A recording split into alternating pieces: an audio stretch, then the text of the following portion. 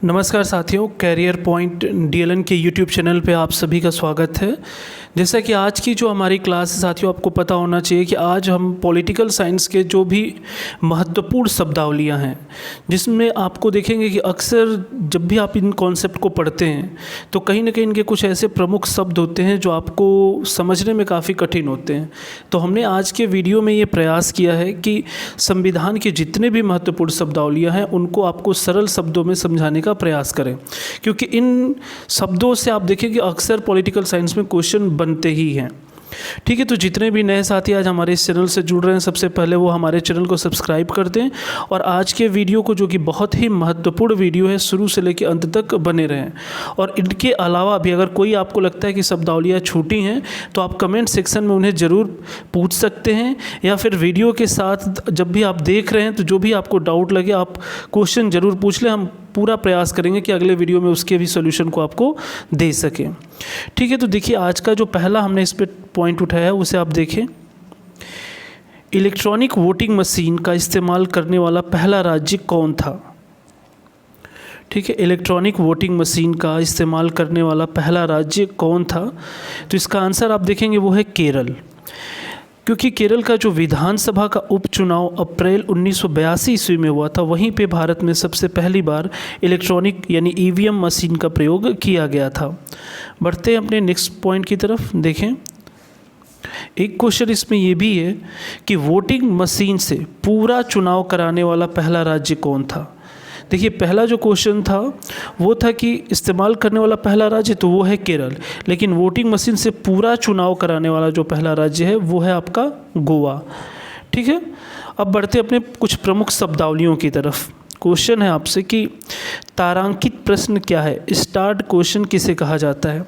तो देखिए, जिन सवालों का जवाब सदस्य तुरंत सदन में चाहता है उसे तारांकित प्रश्न कहा जाता है।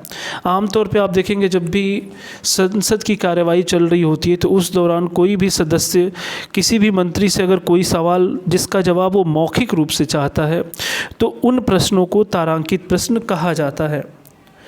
नेक्स्ट टॉपिक की तरफ बढ़ते हैं। देखिए, वो है अतारांकित प्रश्न। अतारांकित प्रश्न जो है, जिन प्रश्नों का उत्तर सदस्य लिखित रूप में चाहता है उन्हें अतारांकित प्रश्न कहा जाता है, यानी अनस्टार्ड क्वेश्चन कहे जाते हैं। तो यहाँ आप क्लियर रखेंगे कि तारांकित ऐसे होते हैं जो मौखिक रूप से दिए जाते हैं, और अतारांकित प्रश्न वे होते हैं जिनका सदस्य लिखित रूप में उत्तर चाहता है। बढ़ते हैं नेक्स्ट क्वेश्चन की तरफ। स्थगन प्रस्ताव क्या होता है, जिसे एडजर्नमेंट मोशन कहा जाता है, वो क्या होता है? तो इसे आप समझेंगे। स्थगन प्रस्ताव किसी लोक महत्व के मामले में पेश किया जाता है। अगर ये स्वीकार कर लिया जाता है तब लोक महत्व के कार्य के लिए सदन का नियमित कार्य रोक दिया जाता है, और इस प्रस्ताव को पेश करने के लिए न्यूनतम 50 सदस्यों की स्वीकृति जरूरी है। इसे आप एक बार दोबारा समझने का प्रयास करें। जो स्थगन प्रस्ताव होता है ये किसी लोक महत्व यानी पब्लिक इंटरेस्ट से संबंधित कोई भी अगर मुद्दा है तो वो सदन में लाया जाता है, और इसको लाने से पहले शर्त ये होती है कि इस पर कम से कम 50 सदस्यों की स्वीकृति होनी जरूरी है। जब भी किसी लोक महत्व का विषय आता है तो अगर उस समय कोई और मुद्दा चल रहा तो उसे रोक दिया जाता है जब तक कि इस मुद्दे को सॉल्व न कर लिया जाए, तो इसे स्थगन प्रस्ताव कहा जाता है। बढ़ते हैं नेक्स्ट पॉइंट की तरफ। धन विधेयक क्या है? Money bill.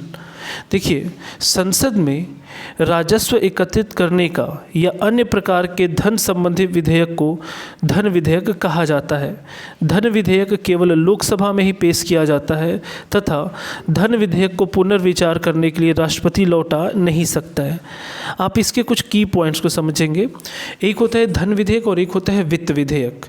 तो धन विधेयक के मामले में कहा जाता है कि पूरा का पूरा जो पावर है वो लोकसभा के अधीन है। इसमें राज्यसभा की तरफ से मतलब कह सकते हैं कि राज्यसभा के पास इससे संबंधित कोई भी पावर नहीं है, जबकि वित्त विधेयक में वो एक बार पुनर्विचार के लिए भेज भी सकता है, लेकिन धन विधेयक के मामले में पूरा जो पावर है वो लोकसभा के पास है, और इसे राष्ट्रपति भी पुनः विचार के लिए लौटा नहीं सकता है।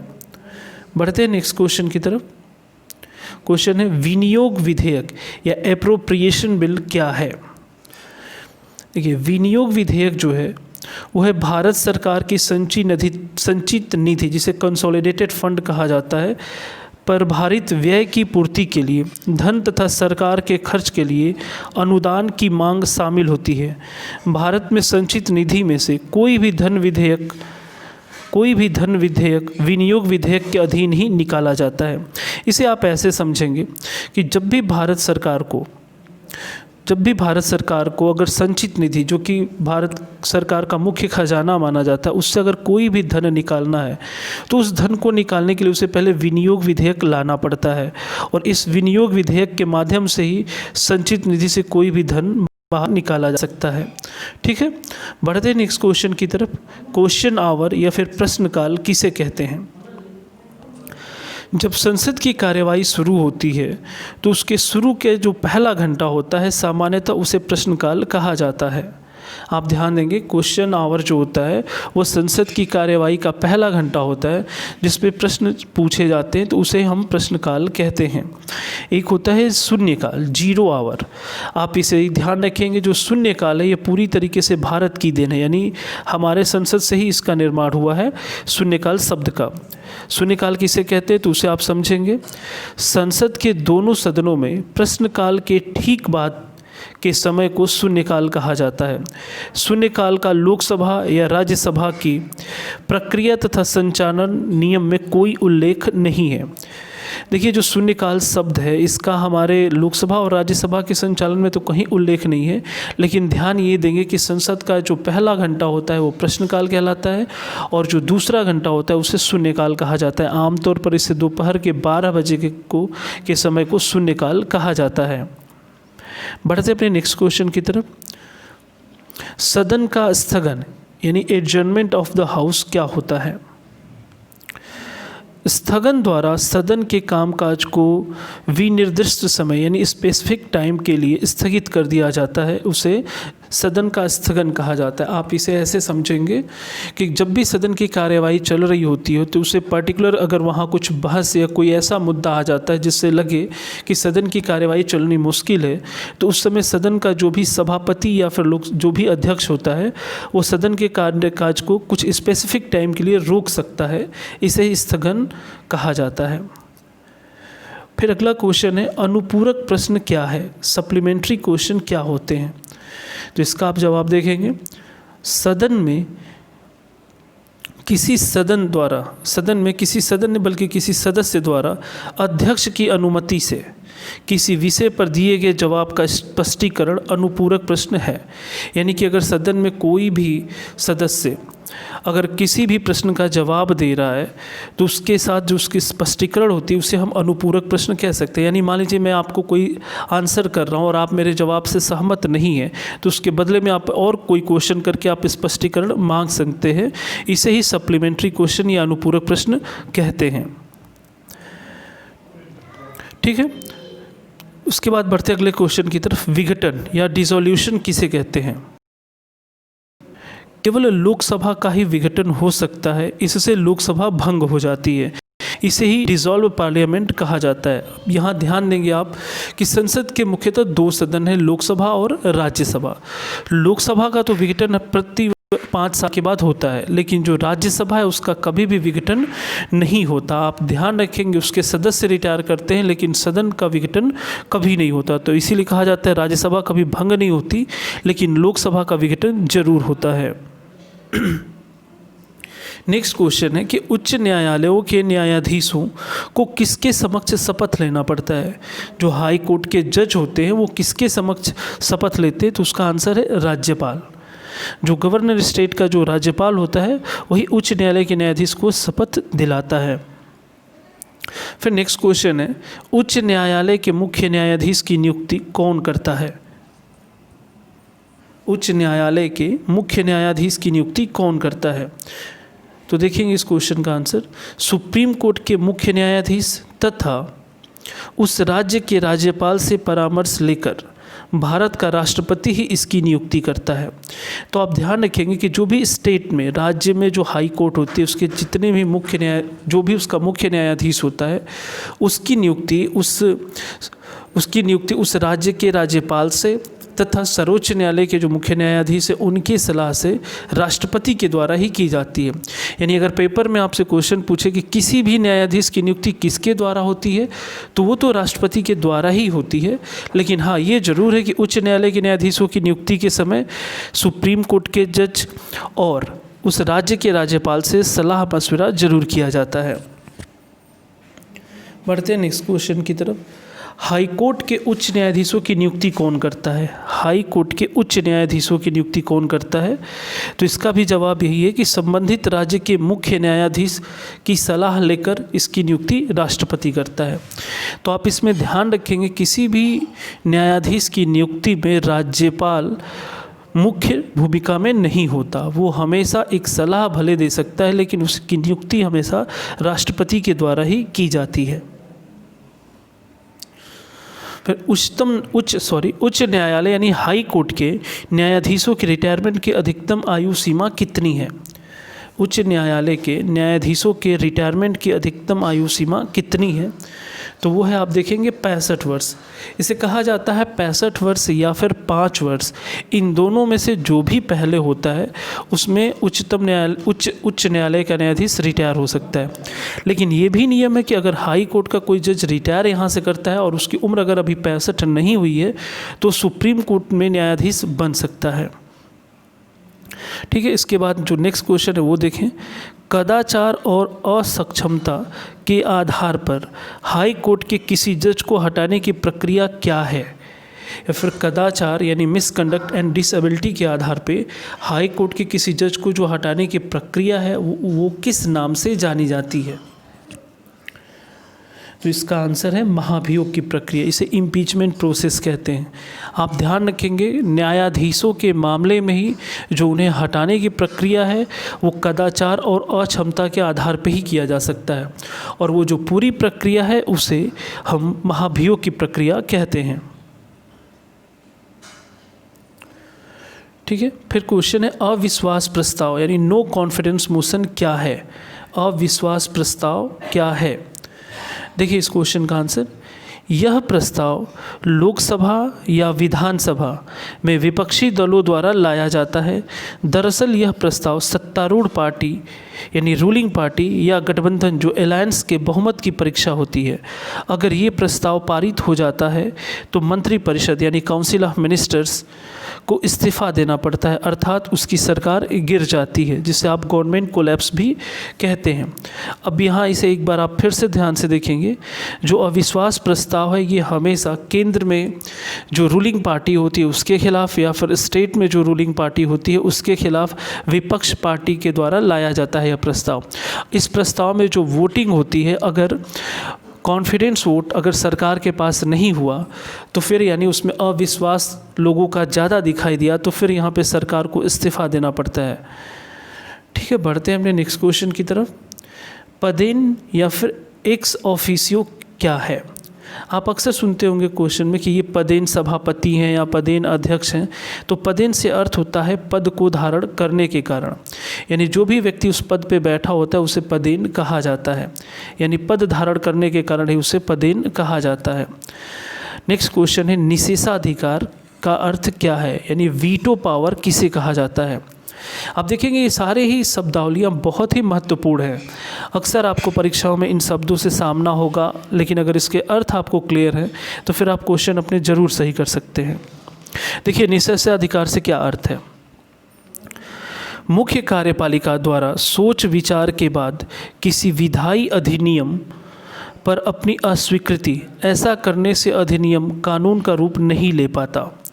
यानी आप इसको ऐसे समझ सकते हैं कि जो निषेधाधिकार है उसमें ये कहा, निषेधाधिकार यानी किसी भी चीज़ की मनाही, अगर इसके ऊपर जो मुख्य कार्यपालिका यानी चीफ एग्जीक्यूटिव है उसने सारे पक्षों को देख लिया और उसने अपनी असहमति दे दी, यानी वो इसके पक्ष में नहीं है, तो वो कानून फिर नहीं बन सकता, वो कानून का रूप नहीं ले सकता। आपको यह जानकारी हो कि हमारे यहाँ कोई भी देश में कोई भी नियम बनता है तो पहले वो एक बिल यानी विधेयक के रूप में आता है।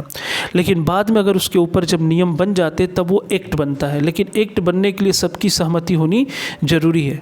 जैसे कि आप अभी एनआरसी का इशू देखे होंगे, तो पहले ये जब आया था तो इसे कैब बोला गया था, CAB, कॉन्स्टिट्यूशनल अमेंडमेंट बिल। लेकिन जब ये पारित हो गया तो ये CAA के नाम से हो गया, यानी कॉन्स्टिट्यूशनल अमेंडमेंट एक्ट। तो कोई भी विधेयक कानून बनने से पहले सहमति आवश्यक होती है, और अगर उसके ऊपर वीटो लग गया यानी निषेधाधिकार लग गया तो फिर वो ऐसे ही रुक जाता है। मुझे उम्मीद है कि आप इसका मतलब पूरी तरीके से समझ पाए होंगे। बढ़ते हैं नेक्स्ट क्वेश्चन की तरफ। निंदा प्रस्ताव या सेंस्योर मोशन क्या है? तो देखिए, सरकार की गलत नीतियों की आलोचना करने के लिए संसद के किसी भी सदन में निंदा प्रस्ताव लाया जा सकता है। यानी अगर आप सरकार की किसी नीति के खिलाफ हैं तो उसके खिलाफ संसद में निंदा प्रस्ताव लाया जा सकता है। ठीक है, बढ़ते हैं अपने नेक्स्ट क्वेश्चन की तरफ। गुलेटिन शब्द क्या है? जैसा कि आप हमारे इस वीडियो के थंबनेल में देखे होंगे कि ये शब्द था कि गुलेटिन। गुलेटिन शब्द क्या है, तो इसको आप समझेंगे। यह वह संसद की प्रक्रिया है जिसमें सभी मांगों को जो नियत तिथि तक निपटाई गई हो बिना चर्चा के ही मतदान के लिए रखा जाता है। इसे गुलेटिन कहा जाता है। ठीक है, एक बार इसे दोबारा आप देख सकते हैं। वह संसद प्रक्रिया जिसमें सभी मांगों को जो नियत तिथि तक नहीं निपटाई गई हो बिना चर्चा के ही मतदान के लिए रखा जाता हो, इसे गुलेटिन कहा जाता है। आमतौर पे हमारे संसद में आप देखेंगे किसी भी मुद्दे को जब रखा जाता है तो उसके ऊपर पहले चर्चा होती है, फिर कोई नियम या कानून बनता है। लेकिन कुछ ऐसे भी मुद्दे होते हैं जो सही नियत समय तक अगर नहीं उसके ऊपर चर्चा हो पाई है, फिर भी अगर उसके ऊपर वोटिंग हो जाती है तो उसे हम गुलेटिन कहते हैं। अगला क्वेश्चन है, सर्वोच्च न्यायालय के न्यायाधीश की क्या क्या योग्यताएं तय की गई हैं? सुप्रीम कोर्ट के न्यायाधीश की क्या क्या क्वालिफिकेशंस होती हैं, इसके ऊपर एक बार हम विचार कर लेते हैं। देखें आप, कहा जाता है कि वह भारत का नागरिक होना चाहिए, वह उच्च न्यायालय अथवा 2 या 2 से अधिक न्यायालयों में लगातार कम से कम 5 वर्षों तक न्यायाधीश के रूप में कार्य कर चुका हो, या फिर किसी उच्च न्यायालय या न्यायालयों में लगातार 10 वर्षों तक अधिवक्ता रह चुका हो, या फिर राष्ट्रपति की दृष्टि में कानून का उच्च कोटि का ज्ञाता हो। इनमें से अगर कोई भी योग्यता उसके पास है तो वो सर्वोच्च न्यायालय का न्यायाधीश बन सकता है। तो आप ध्यान रखेंगे, वो न्यायाधीश के रूप में 5 वर्ष तक, या फिर अधिवक्ता यानी वकील के रूप में 10 वर्ष तक हो। यहाँ पे जज लिखा है, जज नहीं, वकील के रूप में वो 10 वर्ष हो, या फिर जज के रूप में 5 वर्ष हो, या फिर राष्ट्रपति की नज़र में कानून का जानकार हो, तो उससे सर्वोच्च न्यायालय का न्यायाधीश बनाया जा सकता है। क्या सर्वोच्च न्यायालय के न्यायाधीश सेवानिवृत्ति के बाद भी भारत के किसी भी न्यायालय या किसी भी अधिकारी के सामने वकालत कर सकता है? आप जितने लोग इस समय इस वीडियो को देख रहे हैं, अगर आप इसको आंसर पता है आपको, तो आप कमेंट सेक्शन में एक बार बताएं। क्या सर्वोच्च न्यायालय के न्यायाधीश सेवानिवृत्ति यानी रिटायरमेंट के बाद भारत के किसी भी न्यायालय या किसी भी अधिकारी के सामने वकालत कर सकते हैं?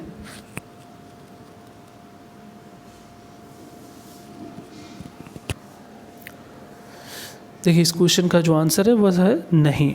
आप ये ध्यान रखेंगे कि सर्वोच्च न्यायालय हमारे यहाँ देश में जो भी न्याय व्यवस्था, एकीकृत न्याय व्यवस्था है, उसके सबसे टॉप पे है।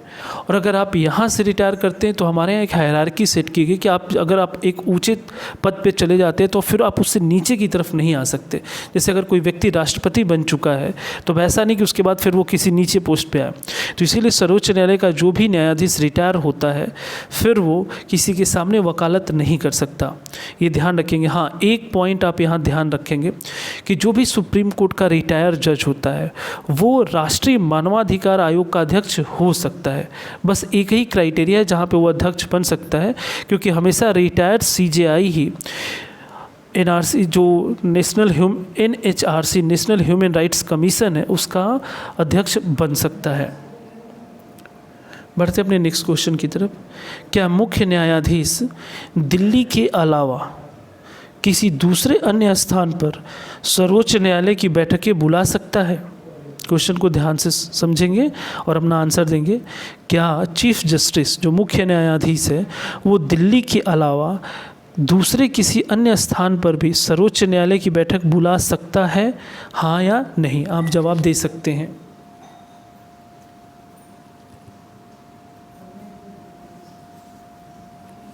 जैसा कि आपको पता है कि सर्वोच्च न्यायालय केवल एक है और वो दिल्ली में स्थित है, लेकिन यहाँ पे कुछ मामले आपको समझने होंगे कि अगर सर्वोच्च न्यायालय का न्यायाधीश चाहे तो राष्ट्रपति की पूर्व स्वीकृति पर वह दिल्ली के अलावा भी कहीं भी इसकी बैठक कर सकता है। ऐसा अभी तक कहाँ कहाँ हुआ है तो उसे आप देख सकते हैं। अब तक कहाँ कहाँ सर्वोच्च न्यायालय के दिल्ली के अलावा बैठकें हुई हैं, वो हुई हैं 2 जगह पे, हैदराबाद एवं श्रीनगर में। तो ये एक महत्वपूर्ण पॉइंट है जिसे आप ज़रूर नोट कर लेंगे कि दिल्ली के अलावा सुप्रीम कोर्ट की जो बैठक है वो हैदराबाद और श्रीनगर में हुई है अब तक। ठीक है, बढ़ते नेक्स्ट क्वेश्चन की तरफ। सर्वोच्च न्यायालय यानी सुप्रीम कोर्ट का क्षेत्राधिकार जिसे आप ज्यूरिडिक्शन कहते हैं वो क्या है? इस पॉइंट को आप एक बेहतर ढंग से समझने का प्रयास करें, क्योंकि यहाँ से बहुत सारे क्वेश्चन आप एग्जामों में देख सकते हैं। सर्वोच्च न्यायालय का जो क्षेत्राधिकार है उसमें पहला जो पॉइंट है वो है प्रारंभिक क्षेत्राधिकार, जिसे प्राइमरी ज्यूरिडिक्शन कहते हैं। इसके अंतर्गत भारतीय संविधान के अनुच्छेद 131 यानी अनुच्छेद 131 के अनुसार केंद्र तथा राज्यों या फिर राज्यों के बीच विवादों का निदान निकालने का सर्वोच्च न्यायालय को प्रारंभिक अधिकार प्राप्त है। सर्वोच्च न्यायालय उसी विवाद को निर्णय के लिए स्वीकार करेगा जिसमें किसी तथ्य या विधि का प्रश्न शामिल हो। यहाँ इसको आप सरल शब्दों में ये समझें कि जब भी राज्य बनाम केंद्र हो या फिर 2 या 2 से अधिक राज्यों के बीच का कोई मसला हो तो आखिर उसको आप किस हाई कोर्ट में ले जा सकते हैं। तो ऐसे जो भी सवाल होंगे, ऐसे जो भी कानूनी पक्ष होंगे, उसकी सुनवाई सीधे सुप्रीम कोर्ट में हो सकती है और ये सुप्रीम कोर्ट का प्रारंभिक क्षेत्राधिकार माना जाता है। इसके अलावा जो उसके अधिकार हैं वो देखें, एक है अभिलेखीय न्यायालय जिसे कोर्ट ऑफ रिकॉर्ड कहा जाता है। तो संविधान का जो अनुच्छेद 129 है उसके अंतर्गत सर्वोच्च न्यायालय को अभिलेख न्यायालय का स्थान प्रदान किया गया है। इसका मतलब यह है कि इस न्यायालय के निर्णय सब जगह साक्षी के रूप में स्वीकार किए जाएंगे और इसकी प्रामाणिकता के विषय में प्रश्न नहीं किया जाएगा। जैसा कि आपको मैंने पिछले वीडियो में भी इसके बारे में बताया था कि जो सर्वोच्च न्यायालय का अभिलेखीय न्यायालय का कॉन्सेप्ट है वो ये है कि अगर सुप्रीम कोर्ट किसी भी मसले पे अपना जब निर्णय देता है तो उसके निर्णय को एक साक्षी या नज़ीर के तौर पे सुरक्षित लिखित रूप से रख दिया जाता है और इस निर्णय को नीचे के कोर्ट कभी भी कोर्ट करके इस निर्णय को वो भी दे सकते हैं और इसके खिलाफ कोई भी प्रश्न या सवाल जवाब नहीं कर सकता। ये सुप्रीम कोर्ट का एक विशेष पावर है जिसे अभिलेखीय न्यायालय कहा जाता है। इसके अलावा जो सुप्रीम कोर्ट है वो मौलिक अधिकारों का रक्षक भी माना जाता है। तो आप देखेंगे जो भारत का सुप्रीम कोर्ट है वो नागरिकों के मौलिक अधिकारों का रक्षक जिसे आर्टिकल 32 में कहा गया है और इस बात की जिम्मेदारी उसे दी गई है। तो मौलिक अधिकारों का रक्षक हाई कोर्ट भी है और सुप्रीम कोर्ट भी है, लेकिन केवल एक ही मसला ऐसा है जब आपके मौलिक अधिकारों का उल्लंघन हो रहा हो तो आप चाहें तो सीधे सुप्रीम कोर्ट भी जा सकते हैं। अदरवाइज और कोई भी मामला होता है तो हर व्यक्ति पहले अपने संबंधित राज्य के उच्च न्यायालय की तरफ जाता है, वहाँ से अगर सेटिस्फैक्शन नहीं हुआ फिर वो सुप्रीम कोर्ट की तरफ जाता है। लेकिन मौलिक अधिकारों के मामले में आप डायरेक्ट सुप्रीम कोर्ट का दरवाज़ा खटखटा सकते हैं। ठीक है, बढ़ते नेक्स्ट क्वेश्चन की तरफ। चुनाव आयोग के मुख्य कार्य कौन कौन से हैं? जो इलेक्शन कमीशन है उसके जो मुख्य कार्य हैं वो क्या हैं? देख सकते हैं इस क्वेश्चन का आंसर। चुनाव क्षेत्रों का परिसीमन से आप समझ सकते हैं कि कोई भी एक विधानसभा का चुनाव क्षेत्र या जो भी होता है तो इसकी क्षेत्र सीमा यानी परिसीमन कहाँ तक है ये करने का निर्णय चुनाव आयोग के पास है। उसके अलावा मतदाता सूचियों को तैयार करना चुनाव आयोग का कार्य है। राजनीतिक दलों को मान्यता देना यानी कौन सी पार्टी राष्ट्रीय पार्टी है या नहीं है उसे मान्यता देने का कार्य भी चुनाव आयोग का है। इसके साथ साथ राजनीतिक दलों को आरक्षित चुनाव चिन्ह यानी जो भी उसका चुनाव चिन्ह है ये देने का कार्य भी चुनाव आयोग का ही है।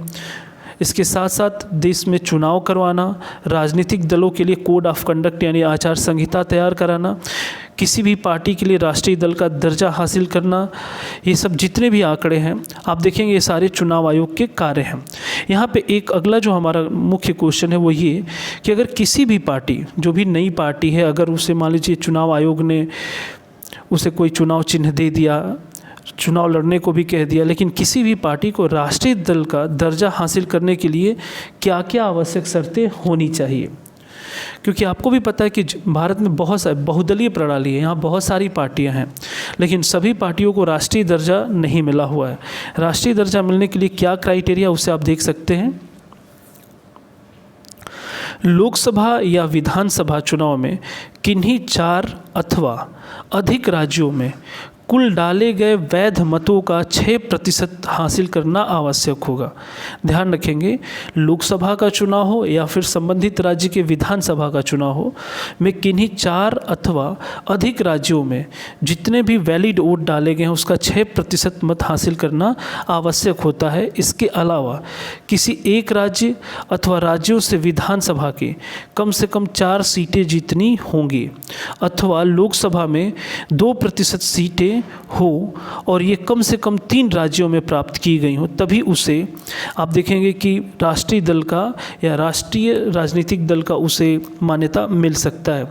तो इसे आप एक बार ध्यान से फिर से पढ़ लेंगे और आप इसे समझेंगे तो आप पाएंगे कि हाँ, राष्ट्रीय दल मिलने के इतने आसान क्राइटेरिया नहीं, उसमें आपको वैध मतों का भी पाना होता है, लोकसभा में सीटें, विधानसभा में सीटें, तो कई क्राइटेरिया होती है। जब इसे आप फुलफ़िल करती है कि कोई भी पार्टी, तब उसे चुनाव आयोग आप देखेंगे कि राष्ट्रीय दल का दर्जा देता है। ठीक है साथियों, तो ये तो हम आज आपके लिए कुछ जो भी महत्वपूर्ण ऐसी शब्दावलियाँ थी जो संविधान से संबंधित थी, उनको आपको बताने का, समझाने का हमने प्रयास किया, और हमें पूरा उम्मीद है कि आपको ये वीडियो ज़रूर पसंद आया होगा और आपकी जितनी भी दुविधाएं रही होंगी अब तक शब्दावलियों को लेकर, वो ज़रूर आज दूर हुई होंगी। तो आप ऐसा करें कि इस वीडियो को 2 से 3 बार ज़रूर देखें, जो भी मुख्य पॉइंट्स है उसको आप अपने नोट्स में ज़रूर लिखें और इसे रिवीज़न करते रहें। फिर क्वेश्चन के माध्यम से जो भी हम टेस्ट सीरीज आपके लिए लाते हैं उसमें शामिल हो। तो हमें उम्मीद है कि आप आगे जितने भी आप कोई भी एग्ज़ाम देंगे, पॉलिटिकल साइंस से संबंधित या भारतीय संविधान से संबंधित आपके प्रश्न गलत नहीं होंगे। और लास्ट में मैं ये चाहूँगा कि अगर आपको हमारा ये वीडियो, हमारा ये प्रयास अगर आपको पसंद आया हो तो आप ज़रूर से हमारे इस कैरियर पॉइंट DLN के यूट्यूब चैनल को सब्सक्राइब करें, लाइक करें और ज़्यादा से ज़्यादा शेयर करें। ठीक है साथियों, फिर मिलते हैं नेक्स्ट वीडियो में किसी नेक्स्ट पॉइंट के साथ। तब तक के लिए धन्यवाद।